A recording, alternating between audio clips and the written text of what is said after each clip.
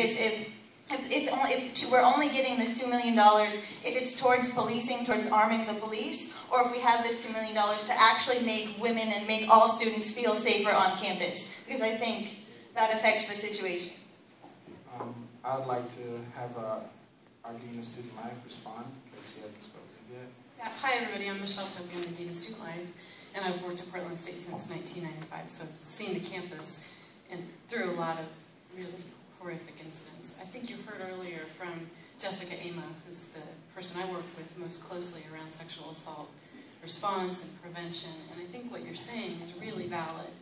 I guess I would go back to what was said earlier, which is what is being advocated is not having Portland Police come to campus, but having our campus public safety office be trained so that they can be equipped and have the capacity to respond appropriately when there is a serious threat of safety to students. So I think that the model that you're advocating and the alternative that you're advocating is actually the one that's being proposed. And you heard Jessica talk about the value of having our internal campus public safety folks be the ones who are doing this. And I can't say this,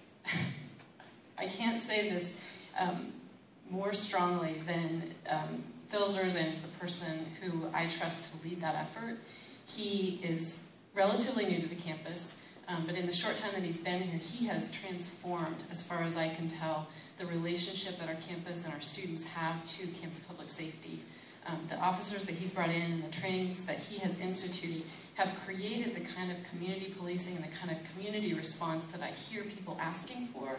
And when I call campus safety now, I know that I get an officer who understands the student experience and who cares about the student experience. And I don't know if Phil shared this, but he actually has a student here at Portland State who is his daughter. So he understands very well the student experience. He has 2 other kids who have been through college. So I think just personally speaking on Phil's behalf, he's someone who cares about students, and the programs that he has created and the training that he has instituted and the folks that he has hired really speak to that commitment in a way that I think is truly unique and is not something that we would have if we were to just hire Portland Police to come in like Oregon State does.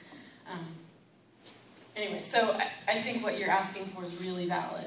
And what we have in campus public safety are partners. And I think the Women's Resource Center already spoke to that.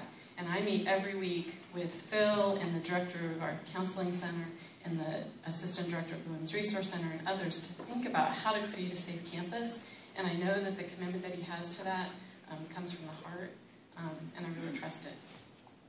Thank you. Gentleman in the blue shirt.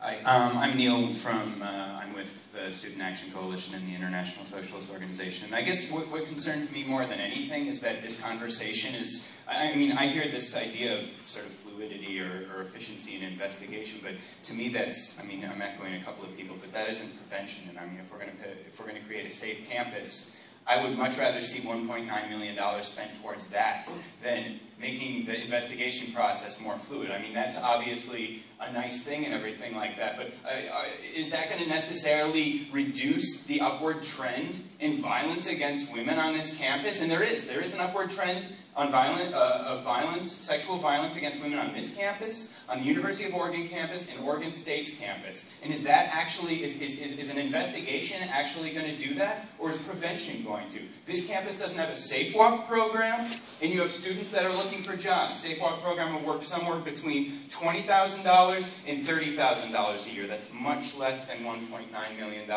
We have poorly lit walkways. We have vacant parking lots at night. We have plenty of places where women don't feel safe.